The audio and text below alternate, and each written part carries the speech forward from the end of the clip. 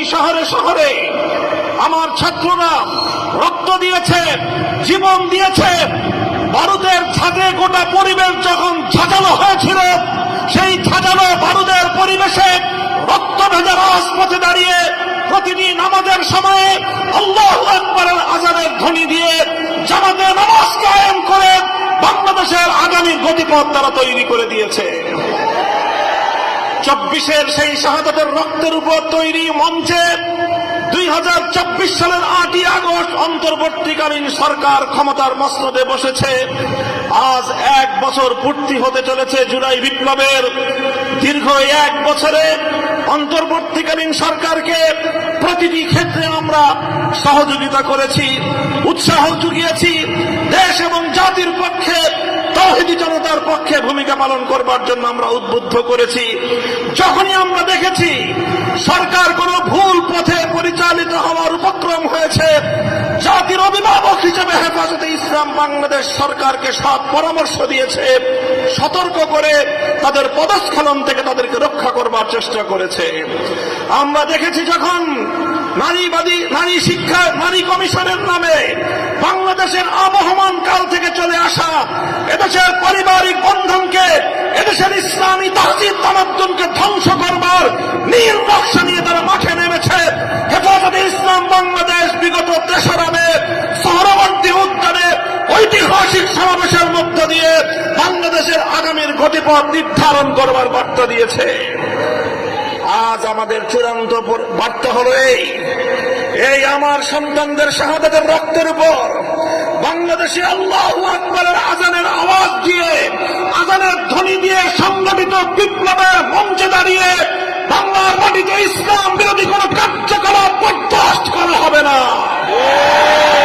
সুনির্দিষ্টভাবে আমরা বলতে চাই, আমরা বাংলাদেশে জাতিসংঘের মানবাধিকার কমিশনের নামে বাংলাদেশের স্বাধীনতায় হস্তক্ষেপ করবার নীল নকশা বাস্তবায়ন হতে দেব না।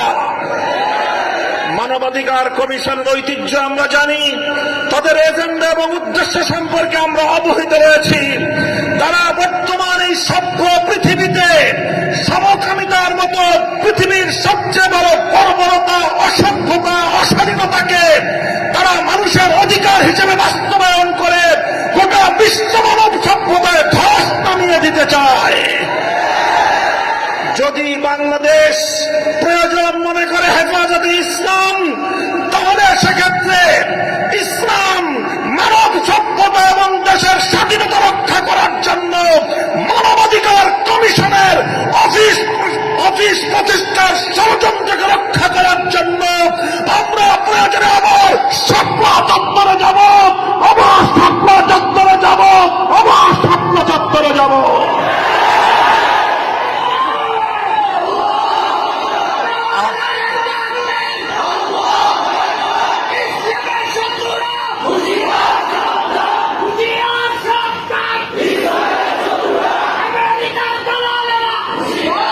আমরা সরকারকে ধন্যবাদ জানাই, বিশেষ করে আইন মন্ত্রণালয়ের দায়িত্বপ্রাপ্ত উপদেষ্টা মহোদয় বিগত 3রা মের সোহরাওয়ার্দী উদ্যানের সমাবেশ থেকে ঘোষিত আমাদের আলটিমেটামের সময়ের মধ্যেই হেফাজতের নেতাকর্মীদের বিরুদ্ধে ফ্যাসিবাদী আমলে দায়েরকৃত মিথ্যা মামলাগুলো প্রত্যাহারের শক্তিশালী উদ্যোগ গ্রহণ করেছেন এবং ইতিমধ্যে সিংহভাগ মামলা প্রত্যাহার করেছেন। এজন্য আমরা আন্তরিকভাবে অভিনন্দন জানাই। নারী কমিশনের সিদ্ধান্ত এবং তাদের প্রস্তাবনা বাস্তবায়ন করার ক্ষেত্রে সরকার কোনো ধরনের পদক্ষেপ গ্রহণ করে নাই, এটাকেও আমরা একটা শুভ লক্ষণ হিসেবে গ্রহণ করতে চাই। সেই সঙ্গে আমরা বলি যে আমরা সরকারের প্রতি যতই আন্তরিক এবং তাদের প্রতি আমাদের যতই ভালোবাসা থাকুক না কেন, দেশ এবং ইসলামের প্রশ্নে আমরা কারো চেহারার দিকে তাকিয়ে কথা বলতে পারবো না। আমাদের আখেরি পয়গাম 2024 সালের জুলাই বিপ্লবের অন্যতম বৈশিষ্ট্য ছিল 5ই আগস্টের অপরাহ্নে বাংলার টেকনাফ থেকে তেতুলিয়া গোটা বাংলাদেশকে মূর্তি নামক ভাস্কর্য থেকে মুক্ত করা হয়েছে, পবিত্র করা হয়েছে।